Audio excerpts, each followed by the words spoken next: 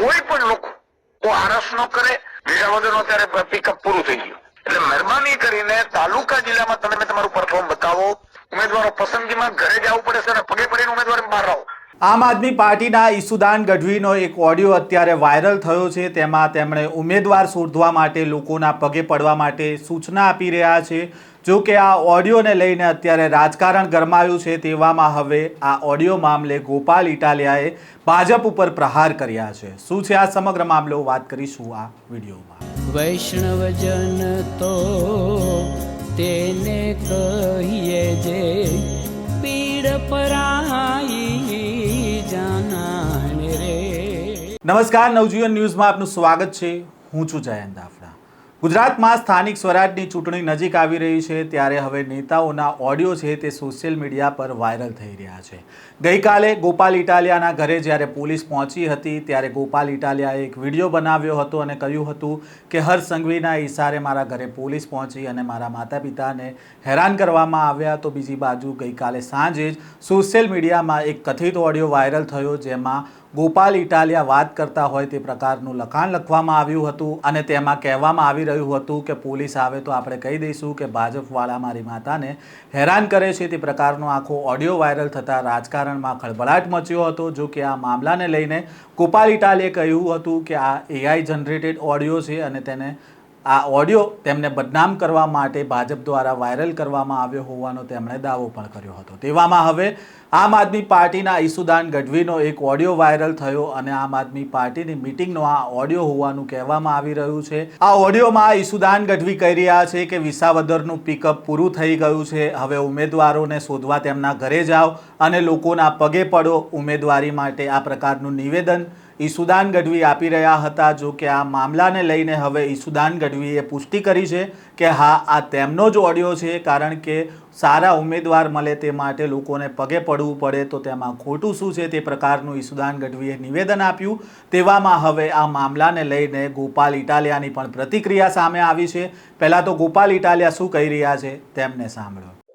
નમસ્કાર મિત્રો, ઈશુદાનભાઈ ગઢવીએ અમારા આમ આદમી પાર્ટીના કાર્યકર્તાઓને જે સૂચનાઓ આપી, સંદેશ આપ્યો અને જે કંઈ પણ ચૂંટણીલક્ષી કાર્યક્રમ કરવા માટેનો જે આદેશ આપ્યો, એનો એક ઓડિયો ભાજપ દ્વારા ખોટી રીતે ટીવી મીડિયાના માધ્યમથી ચલાવવામાં આવે છે.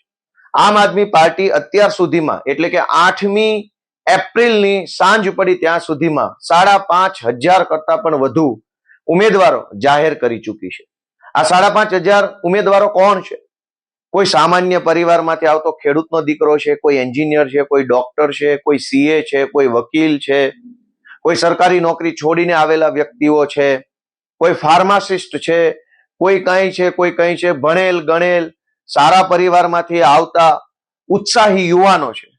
5,500 જેટલા સારા વ્યક્તિઓને ટિકિટ આપ્યા પછી ઈશુદાનભાઈ ગઢવીએ અમારા કાર્યકર્તાઓની ટીમને વિનંતી કરી કે હજુ વધુ ઉમેદવારી લોકો કરે, ગુજરાતના લોકો આ ચૂંટણીની અંદર જોડાય, ઉમેદવારી કરે અને ભાજપ કોંગ્રેસની ગુંડાગીર્દી સામે લડે, એના માટે આહવાન કરો. આવું ઈશુદાનભાઈએ કીધું, એમાં શું ખોટું કીધું? હું કહું છું કે જાઓ ગુજરાતની જનતાના પગ પકડો અને એમને રિક્વેસ્ટ કરો કે આમ આદમી પાર્ટીમાંથી ચૂંટણી લડે. હું બીજી વાર કહું છું, એમાં કોઈને ભાજપ વાળાના પેટમાં તેલ રેડાતું હોય તો તેલની જગ્યાએ કેરોસીન રેડાય, અમને કઈ ફરક પડતો નથી.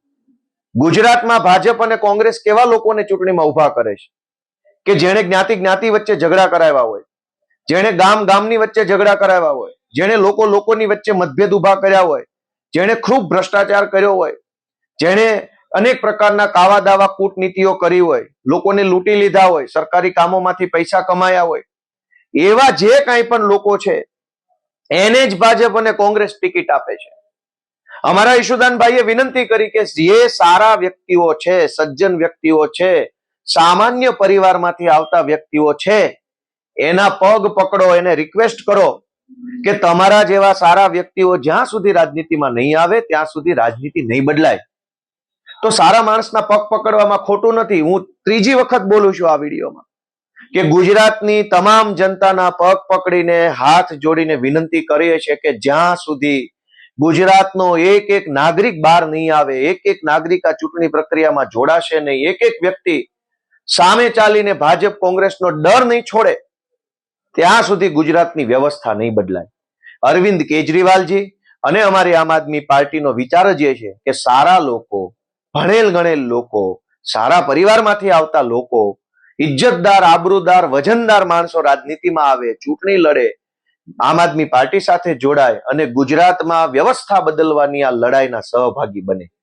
અમારા ઈશુદાનભાઈ ગઢવીએ જો એમ કીધું કે જાઓ પગ પકડો, તો વડીલોના, જનતાના પગ પકડવા એમાં ખરાબ શું છે? ભાજપ તો કાયમ જનતાનું ગળું પકડે છે. એટલે ઈશુદાનભાઈએ પગ પકડવાની વાત કરી એ ભાજપને હજમ નથી થતી. ભાજપ જનતાનું ગળું પકડનારી પાર્ટી છે, આમ આદમી પાર્ટી જનતાના પગ પકડનારી પાર્ટી છે. હું ગુજરાતની જનતાને વિનંતી કરું છું કે ગળું પકડે એવી પાર્ટી જોઈએ છે કે પગ પકડે એવી પાર્ટી જોઈએ છે?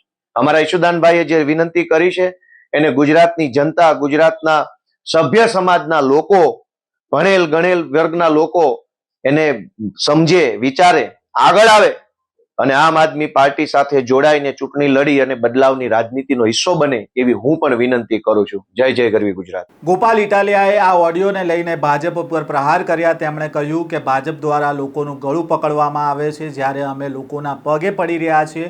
સારા ઉમેદવાર આમ આદમી પાર્ટીને મળે તેમાં ખોટું શું છે? પરંતુ આ જે ઓડિયો છે તે ખોટી રીતે ભાજપના લોકો સોશિયલ મીડિયા પર વાયરલ કરી રહ્યા છે અને આ ઓડિયોને લઈને તેમણે ભાજપ ઉપર પ્રહાર પણ કર્યા હતા. હાલ સ્થાનિક સ્વરાજની ચૂંટણી નજીક છે, તેવામાં હવે નેતાઓના ઓડિયોને લઈને રાજકારણ ગરમાઈ રહ્યું છે. હવે ચૂંટણી નજીક આવે ત્યાં સુધી કયા કયા નેતાઓના આવા ઓડિયો સામે આવે છે તે તો હવે જોવું રહ્યું. આ પ્રકારના સમાચાર અહેવાલ સાથે ફરી મળીશું. નવજીવન ન્યૂઝ સાથે જોડાયેલા રહેજો.